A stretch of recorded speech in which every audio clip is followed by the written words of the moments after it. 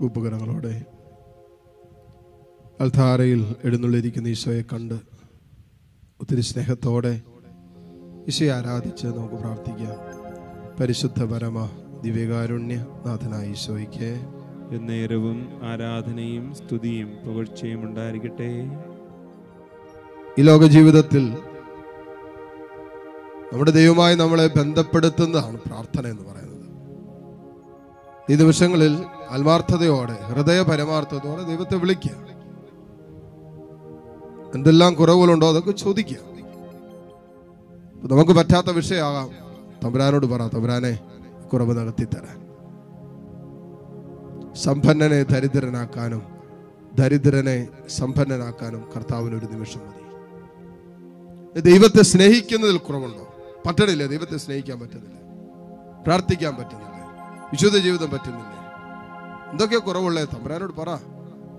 ദൈവത്തോടല്ലാതെ മറ്റാരോടെ നമ്മുടെ വിഷമങ്ങൾ പറയുക? ദൈവത്തിന്റെ മുമ്പിലല്ലാതെ നമ്മുടെ സങ്കടങ്ങൾ നമ്മൾ എവിടെ ഇറക്കി വെക്കുക? നമുക്ക് സങ്കടം വരുമ്പോ, നമുക്ക് വേദന വരുമ്പോ, നമ്മുടെ സങ്കടങ്ങളും നമ്മുടെ ദുഃഖങ്ങളും നമ്മുടെ കണ്ണുനീരിന്റെ അനുഭവങ്ങളൊക്കെ വേറെ എവിടെയാണ് നമുക്ക് ഇറക്കി വെക്കാനുള്ളത്? മറ്റാരുടെ മുമ്പിലാണ് നമുക്ക് ഇറക്കി വെക്കാനുള്ളത്? നമുക്ക് ദൈവം ഉണ്ടല്ലോ, കർത്താവ് നമ്മുടെ കൂടെ ഉണ്ടല്ലോ. കർത്താവിന്റെ മുമ്പിലേക്ക് പറ, തമ്പുരാൻ ഇതാണ് എൻ്റെ അവസ്ഥ, പച്ചയായ ജീവിതത്തിന്റെ അവസ്ഥയാണ്. അല്ലെ ശരീരത്തിന് ആരോഗ്യക്കുറവുണ്ട്, രോഗമാണ് ഇപ്പോൾ. തമ്പുരാനോട് പറഞ്ഞേ, തമ്പുരാനെ എൻ്റെ ശരീരത്തിന് ജീവൻ തരാൻ പറ, സൗഖ്യം തരാൻ പറ. നമുക്കിങ്ങനെ ഒരു ദൈവം ഉണ്ടല്ലോ, എല്ലാം പറയാൻ പറ്റുന്ന, എല്ലാം പങ്കുവെക്കാൻ പറ്റുന്ന, നമ്മുടെ എല്ലാ നൊമ്പരങ്ങളും ഇറക്കി വെക്കാൻ പറ്റുന്ന, നമ്മുടെ ഭാരം ഇറക്കാൻ പറ്റുന്ന ഒരു ദൈവം നമുക്കുണ്ടല്ലോ. ഇറക്കി വെക്കാൻ പറ്റുന്നതിന് കാരണം ഈ കർത്താവ് നമ്മളെ കേൾക്കുന്നു, നമ്മെ താങ്ങുന്നു, നമ്മെ സഹായിക്കുന്നു ഒക്കെയുള്ള ബോധ്യം നമ്മുടെ ഹൃദയത്തിലുള്ളതല്ലേ, ഉള്ളതുകൊണ്ടല്ലേ. അങ്ങനെ ഒരു ദൈവം നമുക്കുണ്ട്. ഉണ്ട്.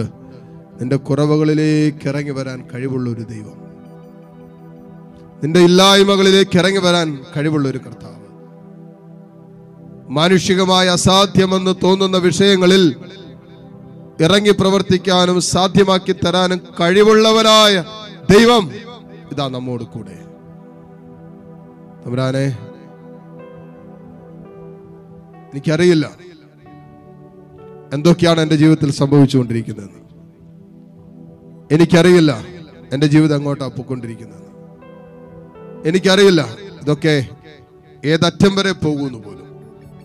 അത്രമാത്രം വേദനകളും സങ്കടങ്ങളും സംഘർഷങ്ങളും പിടിച്ചു നിൽക്കാൻ പോലും പറ്റാത്ത ജീവിതത്തിന്റെ അനുഭവങ്ങളിലൂടെയാണ് കർത്താവെ കടന്നു പോയിക്കൊണ്ടിരിക്കുന്നത്. നീ സഹായിക്കണം ദൈവമേ. ഇന്നലകളിൽ നീ സഹായിച്ചില്ലായിരുന്നെങ്കിൽ എൻ്റെ ജീവിതം പണ്ടേ മൂഖതയുടെ ദേശത്തെത്തുമായിരുന്നു. സത്യമല്ലേ അത്? സത്യമല്ലേ? അതുകൊണ്ട് മക്കളെ, എന്തെല്ലാം കുറവുണ്ടോ തമ്പുരാനോട് ചോദിക്കുക. ഒരു മടിയില്ല നമ്മുടെ ദൈവത്തിന് നമ്മളെ സഹായിക്കും. അപ്പനോട് മക്കൾ ചോദിക്കുമ്പോ കയ്യിലുണ്ടെങ്കിൽ അപ്പം കൊടുക്കേലേ? നമ്മുടെ അപ്പന്റെ കയ്യിൽ, സ്വർഗീയ പിതാവിന്റെ കയ്യിൽ നമുക്ക് ആവശ്യമുള്ളതൊക്കെയുണ്ട്. അതിന്റെ പൂർണ്ണതയിലുണ്ട്, സമ്പന്നതയിലുണ്ട്. നീ ചോദിച്ച വാരിക്കോരി തരും. അമർത്തി കുലിക്ക് നിന്റെ മടിയിൽ ഇട്ടു തരാൻ കഴിവുള്ള ഒരു കർത്താവ് ഈ അൽത്താരയിലുണ്ട്. അത് വിശ്വസിക്കുക. മുട്ടുകുത്താൻ സാധിക്കുന്ന എല്ലാ മക്കളെയും നിമിഷം മുട്ടുകുത്തുന്നു. കരങ്ങളെ മാറോട് ചേർത്ത് പിടിച്ച് നിങ്ങളുടെ ഹൃദയ അഭിലാഷങ്ങളെല്ലാം തമ്പുരാന്റെ സന്നിധിയിലേക്ക് ഇറക്കി വയ്ക്കാം. പ്രത്യേക നിയോഗങ്ങൾ, ഹൃദയത്തിൽ നിങ്ങൾ സൂക്ഷിക്കുന്ന ചില നിയോഗങ്ങളുണ്ടല്ലോ. ചിലപ്പോൾ ആരോട് പറഞ്ഞിട്ടുള്ളതോ പങ്കുവച്ചിട്ടുള്ളതാകണമെന്നൊന്നുമില്ല. പക്ഷെ നിന്റെ ഹൃദയത്തിൽ കൊണ്ടു നടക്കുന്ന ചില വേദനകളും ചില നിയോഗങ്ങളും ചില സങ്കടങ്ങളൊക്കെ ഇല്ലേ, അതെല്ലാം ഈശ്വരടുത്ത് പറ. ഈശോ നിന്നെ ആശീർവദിക്കാൻ ഒരുങ്ങുന്ന സമയമാണ്. ഈ ആശീർവാദത്തിന്റെ സമയത്ത് കർത്താവേ, നീ ഈ മക്കളുടെ എല്ലാ ആഗ്രഹങ്ങളെയും നീ ആശീർവദിച്ച് വിശുദ്ധീകരിക്കണമേ. തുറന്ന കരങ്ങൾ ഈശോയിലേക്ക് നീട്ടിപ്പിടിച്ച് സ്തുതിച്ച് പ്രാർത്ഥിച്ചുകൊണ്ട് ഈശോയുടെ ആശീർവാദം സ്വീകരിക്കും. പരിശുദ്ധ പരമമാ ദിവ്യകാരുണ്യമേ, എന്നുമെന്നും അങ്ങേക്കാരാധന. പരിശുദ്ധ പരമമാ ദിവ്യകാരുണ്യമേ, എന്നുമെന്നും അങ്ങേക്കാരാധന. ആരാധന